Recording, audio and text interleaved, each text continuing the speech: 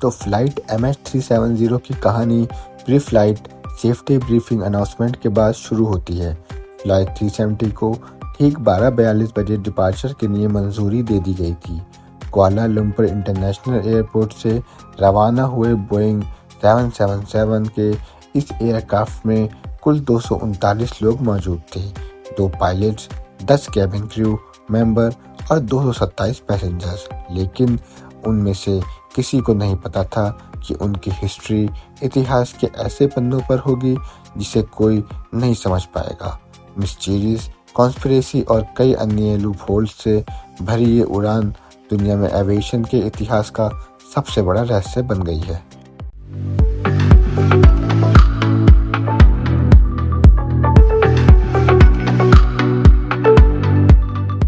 Kuala Lumpur से उड़ान भरने के बाद फ्लाइट 370 का क्या हुआ, ये अभी भी एक रहस्य बना हुआ है। लगभग 1 घंटे के उड़ान भरने के बाद उड़ान अपने डेस्टिनेशन तक पहुंचने के लिए सही रूट पर थी। साउथ चाइना सी से 35,000 फीट की ऊंचाई हासिल करने के बाद फ्लाइट 370 अब वियतनामीज हवाई क्षेत्र में प्रवेश करने वाली थी।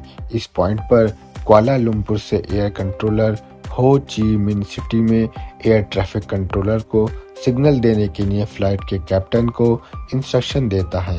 ये उस फ्लाइट से सुना गया आखिरी शब्द था।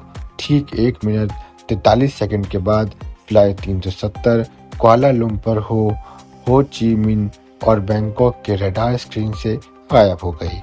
किसी भी तरह के एयरक्राफ्ट को रडार से ट्रैक किया जा रहा था, तभी उसे डोज ट्रांसपॉन्डर से एक सिग्नल एमिट करते हुए देखा गया।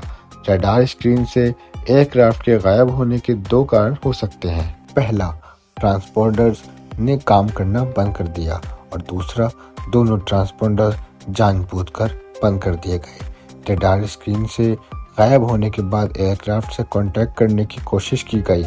वियतनामीज एयर ट्रैफिक कंट्रोलर के अनुरोध के कारण एक अन्य उड़ान के कैप्टन ने इंटरनेशनल एयर डिस्ट्रेस सिग्नल की मदद से उड़ान 370 से संपर्क करने की कोशिश की। कैप्टन ने बताया कि वह फ्लाइट 370 से कांटेक्ट करने में सफल रहे, लेकिन उन्हें कुछ भी साफ सुनाई नहीं दे रहा था।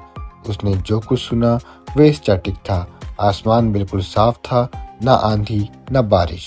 इतनी साफ हालत में भी पूरा हवाई जहाज बिना किसी निशान के गायब हो गया। उड़ान अभी भी संपर्क करने की कोशिश कर रही थी, लेकिन कॉकपिट पर ये सभी कॉल्स अनआंसर रहीं। 227 पैसेंजर्स को ये मानकर प्लेन में चढ़ाया गया कि वह शाम 6:30 बजे तक अपने डेस्टिनेशन यानी बीजिंग पहुंच जाएंगे। क्लियरली ऐसा नहीं हुआ।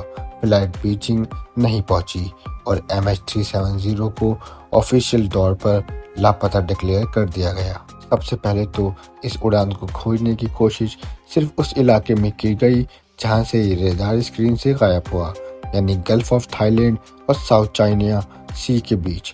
करीब 7 देशों ने अपने 34 जहाजों से इसे पूरे लोकेशन की तलाशी ली, लेकिन फ्लाइट का कोई पता नहीं चला। कुछ दिनों बाद इस सर्च का एरिया एक्सपेंड किया गया। फ्लाइट के ट्रांसपोर्टर्स ने काम करना बंद कर दिया था, इसलिए ये फ्लाइट सिविल रडार से ज़रूर गायब हो गई थी। मिलिट्री रडार्स हवा में उड़ाने वाले ऑब्जेक्ट्स को ट्रैक करने के लिए रिफ्लेक्टर का यूज़ करते हैं, ट्रांसपॉन्डर का नहीं। उसी रात दोपहर 2:22 बजे मलेशियन मिलिट्री रडार ने फ्लाइट 370 को देखा। उन्होंने जो देखा उससे उनका सिर चकरा गया। कुआलालंपुर से बीजिंग जाने वाली इस फ्लाइट को एक रूट पर चलना चाहिए था, लेकिन सिविल रडार से गायब होने के 1 घंटे बाद ये फ्लाइट अपने स्केड्यूल रूट से चली गई। पहले इस फ्लाइट ने अपनी राइट साइड एक छोटा सा मोड़ लिया और फिर लेफ्ट साइड एक बड़ा टर्न लिया। इस उड़ान ने फिर एक बार मलेशियन पेनिनसुला को पार किया और पेनंग आइलैंड पर पहुंचने के बाद एक और बार राइट साइड टर्न हो गया। अब फ्लाइट नॉर्थ वेस्ट की ओर अंडमान सी की ओर जा रही थी। जैसे ही ये इंफॉर्मेशन मिली, सर्च एफर्ट 2 गुना हो गए। सर्च जोन को स्ट्रेट ऑफ मालका, अंडमान सी और बे ऑफ बंगाल में भी कंसीडर किया गया था। और फ्लाइट 370 को वहां खोजने की कोशिश की गई थी, लेकिन यह सब व्यर्थ था। अक्सर मॉडर्न एयरलाइनर्स ज़मीन से ट्रांसमिशन रिसीव या सेंड करने के लिए सैटेलाइट कम्युनिकेशंस का यूज़ करते हैं। फ्लाइट 370 ने कुआलालंपुर से प्रस्थान करने से कुछ समय पहले ऑस्ट्रेलिया के पर्थ ग्राउंड स्टेशन से संपर्क एस्टेब्लिश किया था। इसका मतलब था कि फ्लाइट 370 और इस ग्राउंड स्टेशन के बीच सभी टाइप के ट्रांसमिशन रिकॉर्ड वहां पाए जा सकते थे। वहां से निकाले गए डाटा से पता चला कि मलेशियन पेनिनसुला को पार करने के बाद बने सैटेलाइट कम्युनिकेशन लिंक ने किसी अजीब कारण से काम करना बंद कर दिया था, लेकिन सैटकॉम ने अंडमान सी तक गायब होने के 3 मिनट बाद फिर से फ्लाइट 370 टर्मिनल से नेटवर्क पर लॉग ऑन करने की रिक्वेस्ट आती है। लॉग ऑन की पुष्टि होने के बाद सैटकॉम लिंक को एक बार फिर से एस्टेब्लिश किया गया, लेकिन 6 घंटे बाद एस्टेब्लिश कनेक्शन डिस्टर्ब हो गया। इस बार कहा जा रहा है कि फ्यूल खत्म होने के कारण प्लेन क्रैश हो गया और सैटेलाइट भी इसे ट्रैक नहीं कर पाया। कनेक्शन फिर से एस्टेब्लिश होने के बाद उन 6 घंटों में कुछ ऐसा हुआ जिसके कारण प्लेन मिल गया।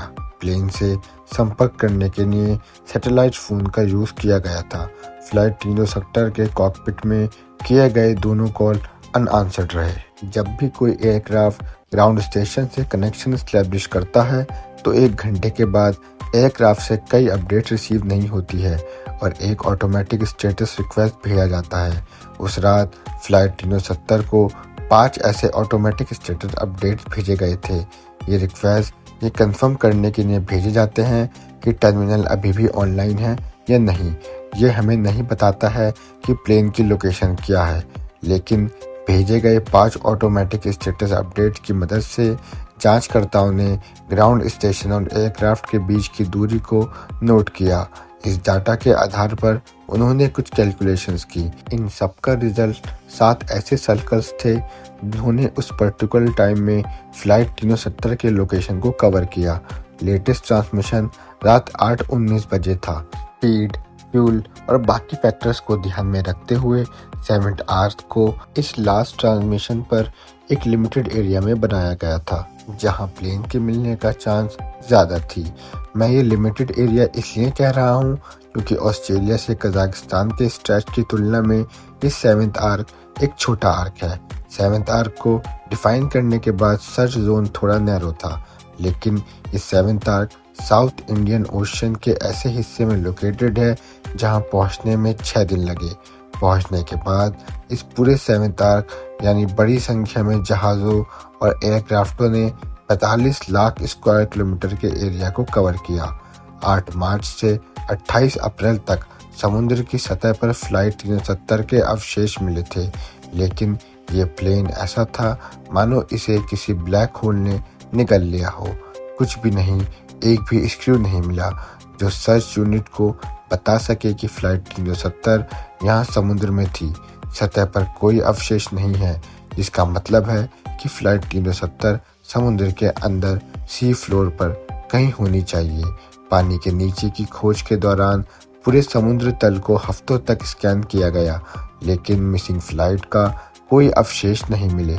16 महीने बाद जुलाई 2015 में एक ऐसी खबर आई जिसे सुनने के लिए हर कोई बेताब था। समुद्र मडागास्कर के ईस्ट में स्थित आइलैंड ऑफ रियूनियन पर कुछ ऐसा लेकर आया था जिसने सभी के होश उड़ा दिए थे। कुछ स्थानीय निवासियों ने उस एरिया के विपरीत दिशा में एक 2 मीटर लंबा मेटालिक पीस खोजा, जिसमें खोज की जा रही थी। ये मेटालिक पीस उसी फ्लाइट का हिस्सा था जो मार्च 2014 की एक रात हवा से गायब हो गया था। एविएशन एक्सपर्ट्स ने ऑब्जेक्ट को देखते ही पहचान लिया। ये एयरक्राफ्ट के पंखे में से एक था जिसे फ्लैपिरॉन कहा जाता है। फ्लैपिरॉन पर कुछ डेट्स और सीरियल नंबर मिले हैं। नंबर्स पाए गए हैं जिससे पुष्टि हुई कि मेटालिक पीस फ्लाइट 370 का हिस्सा है। इस डिस्कवरी ने कंफर्म किया कि फ्लाइट 370 साउथर्न इंडियन ओशन में कहीं क्रैश हो गई।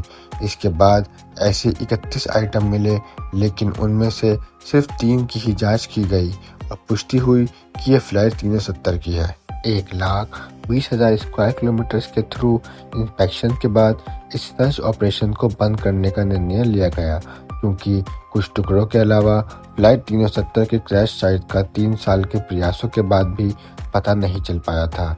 1 साल बाद एक marine robotics company ocean infinity आगे आई और फ्लाइट 370 को खोजने की चुनौती स्वीकार की।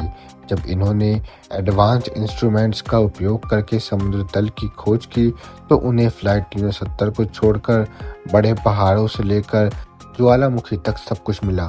फ्लाइट क्रैश हुई, लेकिन अगर वे पता लगा सकें कि यह कहाँ क्रैश हुई, तो वे यह भी पता लगा सकते हैं कि यह क्रैश क्यों हुई। लोग इंटरनेट पर नई नई कॉन्स्पिरेसी थ्योरीज बनाते रहते हैं। इस सारे कन्फ्यूजन को दूर करने और सच्चाई का पता लगाने के लिए मलेशियन पुलिस ने उस प्लेन के हर शख्स का बैकग्राउंड चेकिंग शुरू किया। पहले इन्वेस्टिगेशन में 2 सस्पेक्ट्स मिले थे, दोनों पैसेंजर थे। पूरिया नूर मोहम्मद मेहरदैत और दिलावर नूर मोहम्मद रजा। इन 2 पैसेंजर ने उस विमान में चढ़ने के लिए नकली पासपोर्ट का इस्तेमाल किया।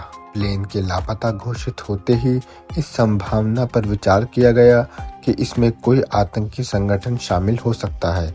इन दोनों यात्रियों के फर्जी पासपोर्ट के चलते यह धारणा हकीकत में बदल रही थी, लेकिन उन्हें पता चला कि वे आतंकवादी नहीं थे। उन्होंने फर्जी पासपोर्ट का इस्तेमाल किया क्योंकि वो यूरोप में बसना चाहते थे। उन्हें आतंकवादी घोषित करने का कोई सबूत नहीं था। उस फ्लाइट के कैप्टन जहरी अहमद शाह, जो अपनी पत्नी और 3 बच्चों के साथ रहते थे, ने अपने जीवन के 18,000 घंटे उस विमान को उड़ाते हुए बिताए थे। जब उन्होंने उनका बैकग्राउंड चेक किया, तो उन्हें ऐसा कुछ नहीं मिला जिससे उन्हें उस पर शक हो। एक फ्लाइट सिमुलेटर को छोड़कर इस सिमुलेटर पर बनाया गया पाथ MH370 पर बनाए गए पाथ से थोड़ा मिलता जुलता था, लेकिन इस थ्योरी का खंडन किया गया क्योंकि कैप्टन जहरी अहमद शाह एक बहुत ही वेल रिस्पेक्टेड व्यक्ति थे।